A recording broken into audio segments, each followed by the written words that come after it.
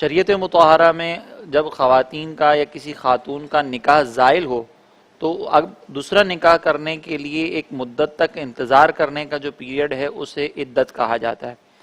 For example اگر نکاح زائل ہونے کی دو صورتیں ہوتی ہیں کہ یا تو شوہر نے طلاق دی ہو یا اس کا انتقال ہو گیا ہو اور پھر اس کے بعد اب کسی اور مقام پر نکاح کرنا ہے تو اس کے لیے ایک مخصوص وقت تک انتظار کرنا یہ ضروری ہوتا ہے. ہمارے یہاں پر عموماً جب یہ خواتین کہتی ہیں کہ ہم نے عدت کی پابندیاں برداشت نہیں کرنی، ہم جو ہے وہ عدت نہیں کر رہی، یا بعض اوقات یہ کہا جاتا ہے کہ جنازے کے ساتھ اگر جو ہے عورت کو چلا دیا جائے تو وہاں پر پھر اس کی عدت ختم ہو جاتی ہے. یہ صرف اور صرف عوامی مسئلے ہیں. یہ عدت کوئی آپشنل چیز نہیں ہے کہ اگر ہماری مرضی ہو تو ہم گزاریں اور اگر ہماری مرضی نہ ہو تو ہم نہ گزاریں. اس لیے خواتین کو یہ عدت کا جو وقت ہے یہ گزارنا ہی ہوگا. اگر دوران عدت کسی اور جگہ پر نکاح کر لیا تو وہ دوسرا نکاح منعقد نہیں ہوگا اور اس میں سخت گناہگار بھی ہوں گی. دوسری بات یہاں پہ ذہن میں رکھیے گا کہ عدت کا جو وقت ہے اس کا آغاز جیسے ہی نکاح زائل ہوتا ہے فوری طور پر آغاز ہو جاتا ہے. مثال کے طور پر اگر شوہر کا انتقال ہوا تو اگلے ہی لمحے عدت شروع ہو جاتی ہے، یا شوہر نے طلاق دی تو جیسے ہی طلاق کے الفاظ ادا ہوں گے یا جیسے ہی طلاق کے واقع ہونے کا حکم ہوگا فوری طور پر عدت شروع ہو جاتی ہے. اس عدت کے وجوب کے سلسلے میں ایک بنیادی جو شرط ہے وہ یہ ہے کہ نکاح کے بعد میاں بیوی کے درمیان خلوت صحیحہ ہو چکی ہو.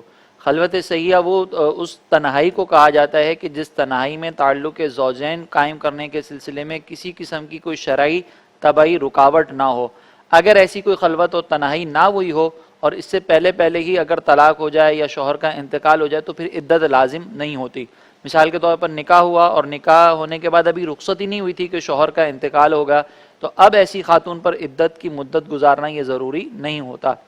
طلاق اور وفات ان دونوں کی عدت میں فرق ہے. طلاق کی عدت ایسی خاتون کے لیے کہ جس خاتون کے باقاعدہ پیریڈز آتے ہوں، جن کو منتھلی جن کے سائیکلز آتے ہیں، ان کے لیے 3 سائیکلز تک ویٹ کرنا یہ ضروری ہوتا ہے. یعنی پہلے ایک حیض آئے گا، پھر دوسرا، پھر تیسرا جیسے ہی حیض آ کے ختم ہوگا تو ان کی عدت کمپلیٹ ہو جائے گی. اب چاہے یہ جو 3 حیض ہیں یہ 3 مہینے میں آئیں یا 3 سالوں میں آئیں. اسی طریقے سے اگر کوئی خاتون ایسی ہیں کہ جو ان کو باقاعدہ اس طرح کے پیریڈز مینسز وغیرہ نہیں آتے تو ان کے لیے 3 مہینے تک ویٹ کرنا یہ ضروری ہے.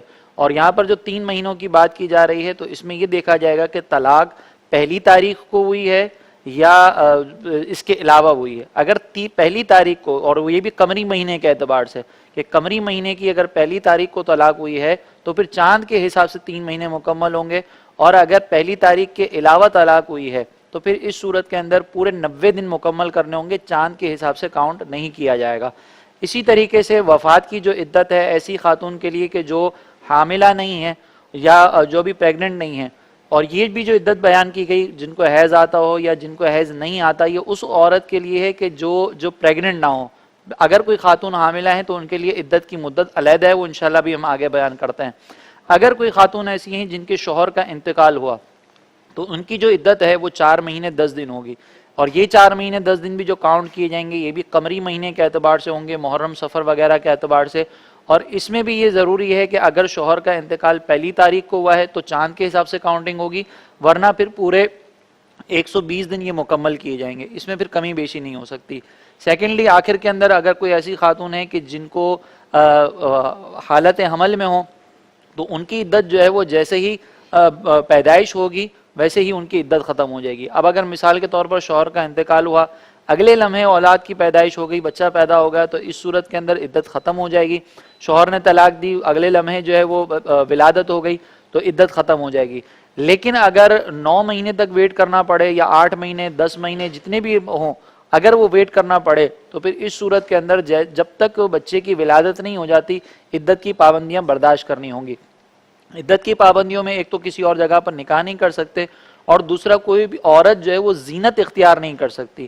یعنی کوئی بھی ایسی چیز کہ جو اس کی خوشی کی طرف دلالت کرتی ہو یا یہ ظاہر کرتی ہو کہ عورت جو ہے وہ خوشی سیلیبریٹ کر رہی ہے، اس طرح کے امور جو ہے وہ اختیار نہیں کر سکتے. جیسے بھڑکیلے لباس پہننا، زیورات پہننا، یہ ساری چیزیں منع ہوتی ہیں. یہ عدت کے بنیادی مسائل تھے.